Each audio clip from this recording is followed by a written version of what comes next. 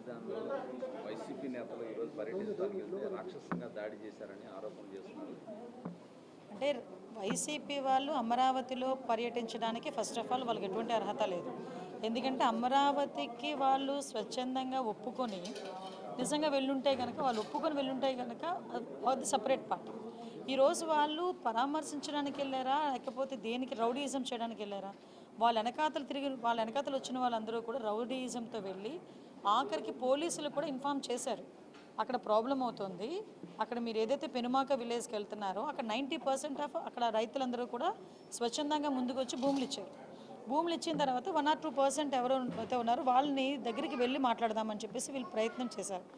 దానికి గురించి చెప్పేటప్పుడు కూడా అక్కడ అమరావతి రైతులు కొంతమంది ఉన్నారు, ఈ టైంలో మీరు వెళ్ళడం మంచిది కాదు అని కూడా క్లియర్గా చెప్పిన తర్వాత కూడా కావాలని వాళ్ళ మీద రౌడీయిజం చేయడానికి వాళ్ళు రౌడీలను ఎంటబెట్టుకుని వెళ్ళారు. అంటే రౌడీలను ఎంటబెట్టుకుని అమరావతి రైతుల మీద రౌడీయిజం చేయడానికి వెళ్ళారా? ఈరోజు వెళ్ళి తిరిగి వాళ్ళేదో రైతులేదో తప్పు చేశారన్నట్టుగా మాట్లాడడం అనేది మంచి పద్ధతి కాదు.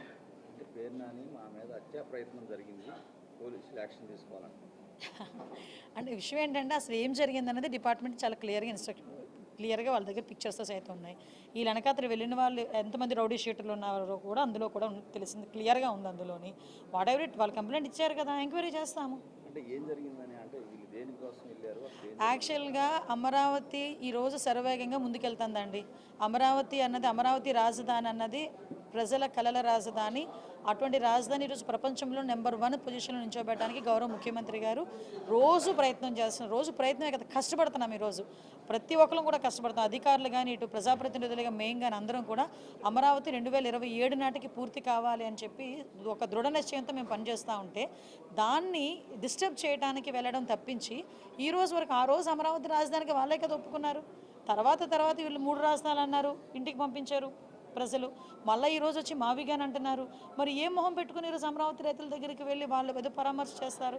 నేను ఒకటే చెప్తున్నాను, అమరావతి పూర్తి అయిపోతే వీళ్ళకి కనీసం ఆ సీట్లు కూడా ఉండవు, ఆ మనుగడ కూడా ఉండదు అనే ఒకే ఒక ఉద్దేశంతో వాళ్ళ భయంతో ఈరోజు అమరావతిని డిస్టర్బ్ చేయడానికి రౌడీ మూకలను తీసుకుని వెళ్ళిన సందర్భం తప్పించి అంతకుమించి ఏమీ కాదు. వీళ్ళు కంప్లైంట్ చేశారు కాబట్టి మేము సమగ్రంగా విచారణ చేస్తాం.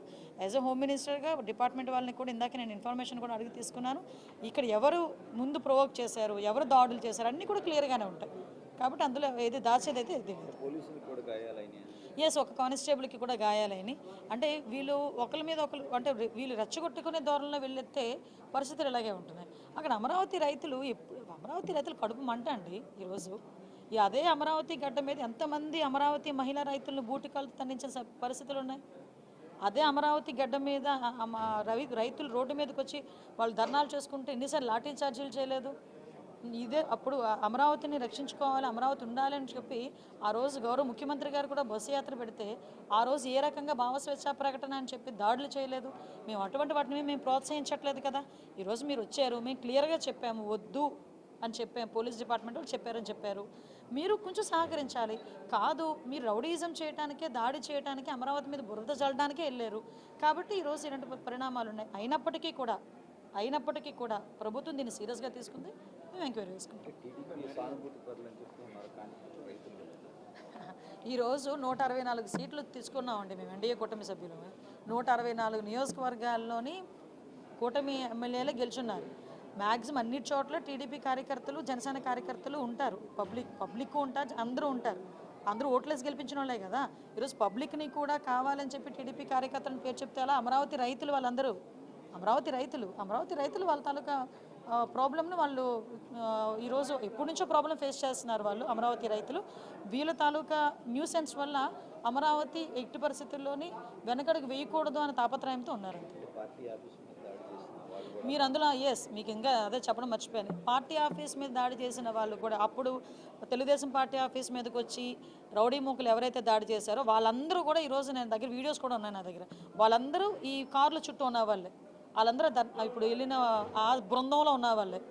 మరి అది వైఎస్ఆర్సీపీ బృందమా వైఎస్ఆర్సీపీ రౌడీ బృందమో నాకైతే అర్థం కావట్లేదు.